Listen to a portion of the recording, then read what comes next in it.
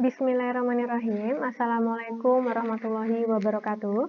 Anak sekalian yang dirahmati oleh Allah, semoga selalu dalam keadaan sehat walafiat dan tetap semangat dalam menjalankan proses pembelajaran secara online di semester yang kedua ini. Nah, hari ini kita akan melanjutkan materi tematik Bahasa Indonesia di tema 7 subtema 2 dengan judul subtema Peristiwa Kebangsaan seputar proklamasi.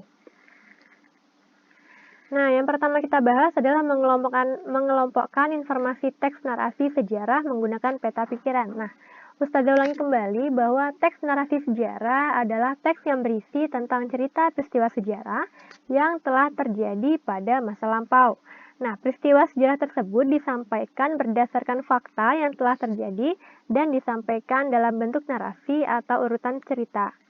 Melalui teks narasi sejarah, kita dapat mengetahui berbagai bentuk peristiwa sejarah yang pernah terjadi di Indonesia ataupun di negara lain. Nah, untuk mengetahui seluruh informasi peristiwa sejarah tersebut, kita dapat mencermati dan menggali isi teks dengan berbagai cara seperti menjawab pertanyaan yang disajikan ataupun dengan cara membuat peta konsep. Nah, sebelum membuat peta pikiran, kita perlu memahami terlebih dahulu isi teks narasi sejarah secara keseluruhan. Kemudian kita mencatat informasi penting dari teks tersebut dan mengelompokkan berdasarkan kata tanya. Berikut akan Ustazah berikan beberapa contoh dari peta konsep teks narasi sejarah. Yang pertama yaitu peristiwa menjelang dan sesudah pembacaan teks. Nah, di sini ada teksnya ya Naya, nanti silahkan Anda baca. Ini ada 1, 2, 3, 4, ada 6 paragraf. Nah, kita sudah menyimak teks narasi sejarah berjudul peristiwa menjelang dan sesudah pembacaan teks proklamasi.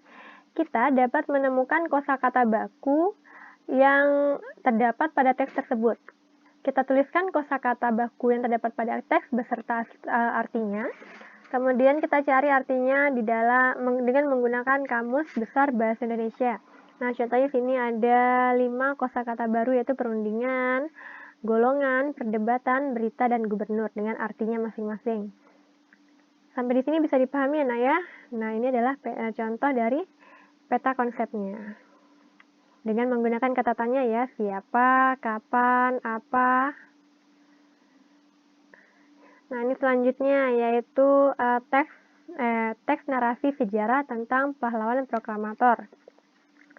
Di sini ada 2 tokoh yang ceritakan, yaitu adalah Insinyur Soekarno dan Dr. Andes Muhammad Hatta.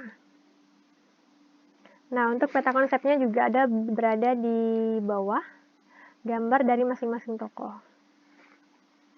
Kemudian ini adalah contoh dari teks narasi sejarah pengakuan kedaulatan Indonesia oleh Belanda.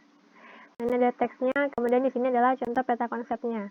Nah, dari peta konsep ini kita dapat menemukan informasi penting yang ada pada teks tersebut. Selanjutnya, menuliskan kesimpulan teks narasi sejarah. Kesimpulan ini sudah pernah kita bahas ya, Nak ya. Nah, di sini saya ulangi kembali bahwa kesimpulan adalah inti dari suatu bacaan. Kesimpulan ini dapat memudahkan kita untuk memahami secara garis besar teks keseluruhan.